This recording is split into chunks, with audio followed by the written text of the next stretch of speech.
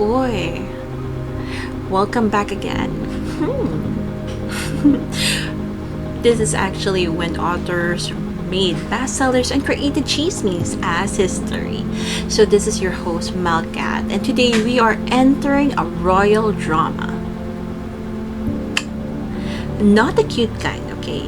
Not someone who wore the crown at dinner kind. No, today we are talking about the kind of drama where a king becomes a villain, a body becomes propaganda, and a play helps turn a dead man into a monster in public memory.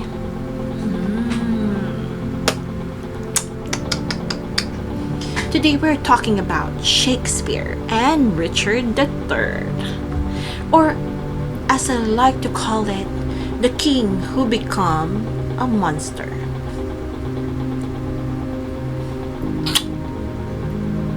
So now, if you know Shakespeare's Richard III, we probably know the image: a twisted body, a twisted mind, a smiling villain, a man who plots, manipulates, murders, and crawls his way towards the throne. Very dramatic, very theatrical, very someone dim the lights because the villain has entered the stage. But here's the question. Was Richard III really that monstrous? Or did Shakespeare help preserve a version of Richard that was already politically useful?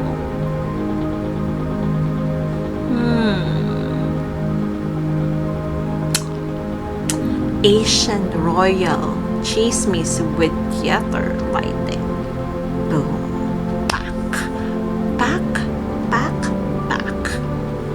Now, a little context. Okay? Richard III was a king of England for only a short time. Okay?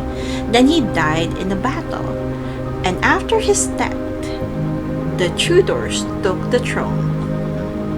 We already know the history, right? And when a new dynasty takes power, what does it often need?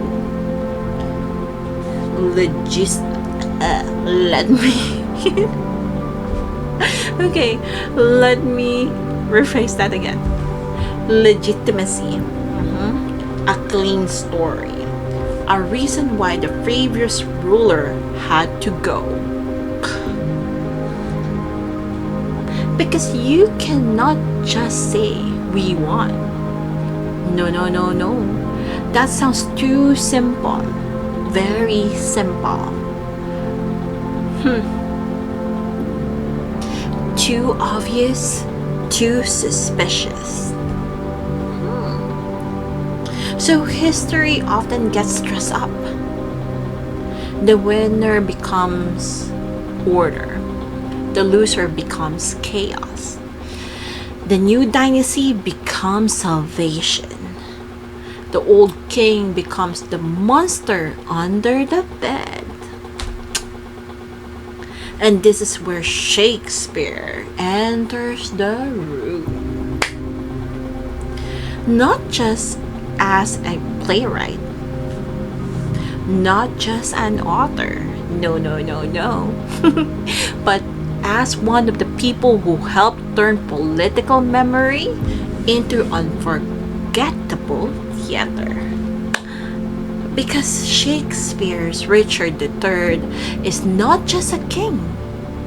He is a performance of evil. He is clever. He is charming. He is dangerous.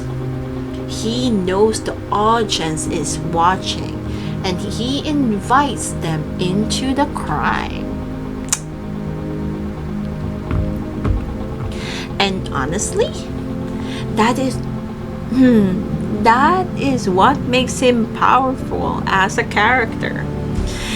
He is not boring evil, he is charismatic evil. He's the type of villain who talks to the audience like, "You see what I'm doing, right?" And we watch, and we listen, and we remember. That is the dangerous thing about great writing. Sometimes a writer does not just tell a story. Sometimes a writer brands a person so strongly that the brand outlives the evidences. Now, disclaimer ha. This is not me saying Richard III was an innocent angel wearing a flower crown. No, no, no, no. This is history. Power was brutal. Politics was violent. Dynasties were messy. There were accusations, death, disappearances, alliances, betrayal. But the question here is not, was Richard III perfectly good? No. The better question is, who needed Richard III to be remembered as perfectly evil?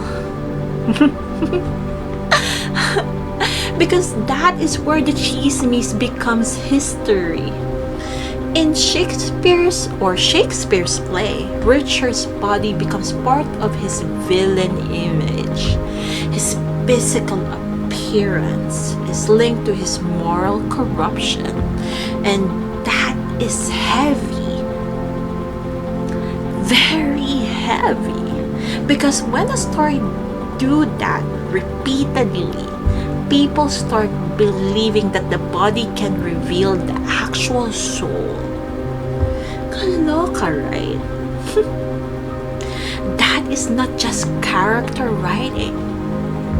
That is reputation architecture. The play does not only say this man did terrible things. This creates a whole atmosphere around him. His appearance, his speech, his ambition, his isolation, his hunger for power. And by the time the audience is done watching, Richard is not just a historical king anymore. He is a villain king, the monster king, the cursed body, the political warning label. Bam! And this is why Shakespeare belongs in this segment. Because Richard III shows us how literature can turn political suspicion into emotional certainty. People may forget the documents, people may forget the historical debates, people may forget the messy context, but they remember the character. They remember the villain. They remember the performance. They remember the line. They remember the feeling. And sometimes the feeling becomes stronger than facts. Kaloka. That's why we need discernment when reading historical drama. Because a play is not a court transcript. A play is not a neutral history book. A play is a stage. And on a stage, truth wears a costume. So when we watch Richard III, we are not only watching a king, we are watching power explain itself after the battle is already over. The Tudors won, Richard died, then the story had to make sense, right? And one of the easiest way to make a new dynasty look clean is to make the old king or old king look cursed. Excuse me. Very convenient. Very theatrical. Very suspicious. Very, very suspicious. Now again, Shakespeare did not create the entire negative image of Richard from nothing. He was working with sources, tradition, politics, and memory already circulating before him. But his play helped make the image unforgettable. And that is the point. The author may not invent the chismis, but sometimes the author gives the chismis a crown, a stage, and a monologue.